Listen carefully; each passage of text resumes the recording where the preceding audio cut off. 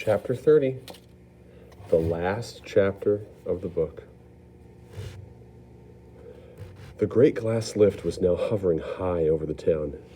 Inside the lift stood Mr. Wonka, Grandpa Joe, and little Charlie. "How I love my chocolate factory," said Mr. Wonka, gazing down.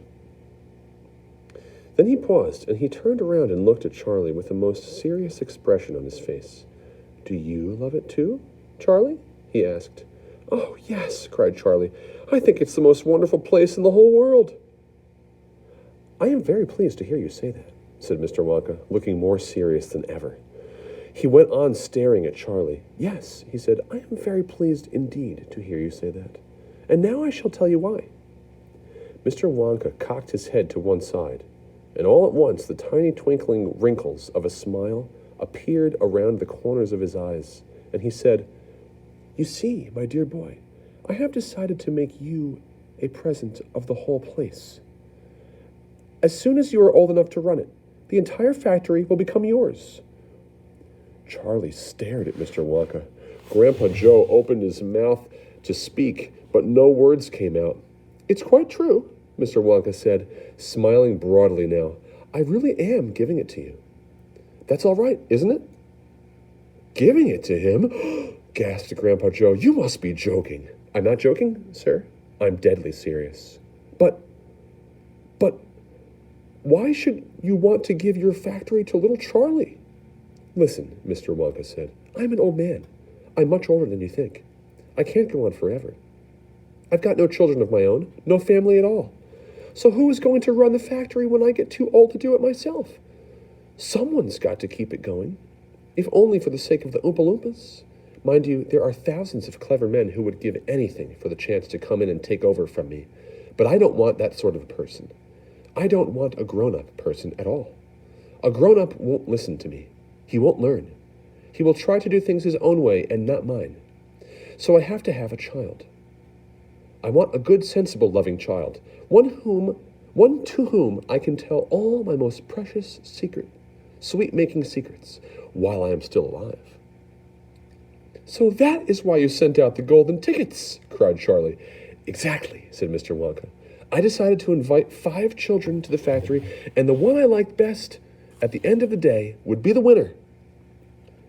"But Mr. Wonka," stammered Grandpa Joe, "do you really and truly mean that you are giving the whole of this enormous factory to little Charlie?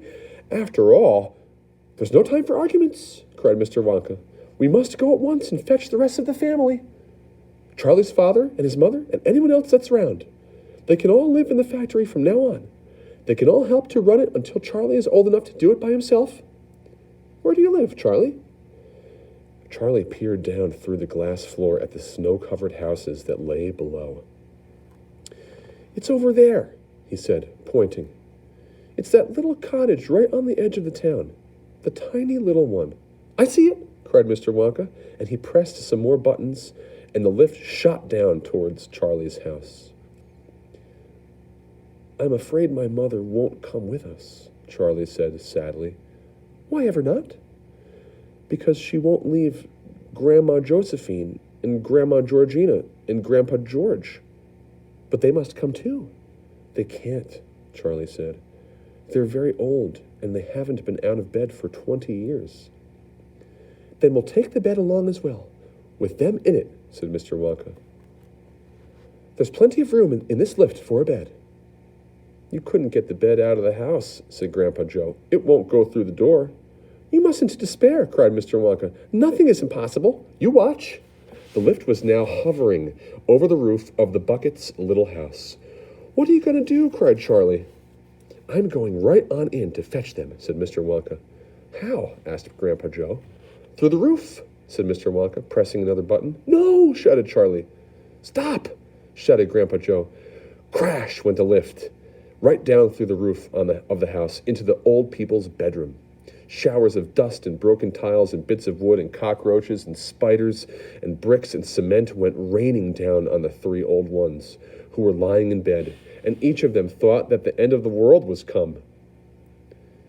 Grandma Georgina fainted. Grandma Josephine dropped her false teeth. Grandpa George put his head under the blanket, and Mr. and Mrs. Bucket came rushing in from the next room.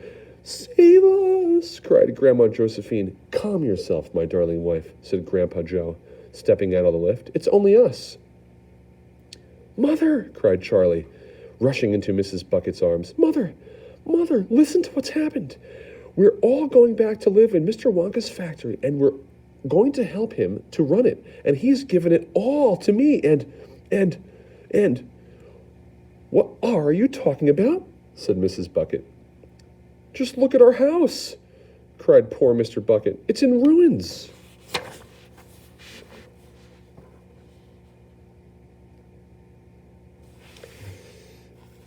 "My dear sir," said Mr. Wonka, jumping forward and shaking Mr. Bucket warmly by the hand, "I'm so very glad to meet you. You mustn't worry about your house. From now on, you're never going to need it again anyway." "Who is this crazy man?" screamed Grandma Josephine. "He could have killed us all." "This," said Grandpa Joe, "is Mr. Willy Wonka himself." It took quite a time for Grandpa Joe and Charlie to explain to everyone exactly what had been happening to them all day. And even then, they all refused to ride back to the factory in the lift. "I'd rather die in my bed," shouted Grandma Josephine. "So would I," cried Grandma Georgina. "I refuse to go," announced Grandpa George. So Mr. Wonka and Grandpa Joe and Charlie, taking no notice of their screams, simply pushed the bed into the lift. They pushed Mr. and Mrs. Bucket in after it. Then they got in themselves. Mr. Wonka pressed a button. The doors closed. Grandma Georgina screamed, "Ooh!" And the lift rose up off the floor and shot through the hole in the roof, out into the open sky.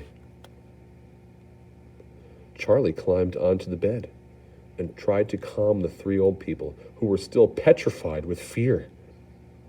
"Please don't be frightened," he said. "It's quite safe. And we're going to the most wonderful place in the world." "Charlie's right," said Grandpa Joe. "Will there be anything to eat when we get there?" asked Grandma Josephine. "I'm starving. The whole family is starving." "Anything to eat?" cried Charlie, laughing. "Oh, you just wait and see." I hope you enjoyed this book. I surely did. Certainly. It was a pleasure to read it with you. Now, for your last writing response, just like you would for a personal narrative, I want you to think about what Charlie Bucket learned through all of this experience. What is something that he came out with at the end? Something that he's been able to realize now that he's been through this experience. Be sure to write at least 3 sentences explaining what you think Charlie Bucket has learned through all of this incredible journey.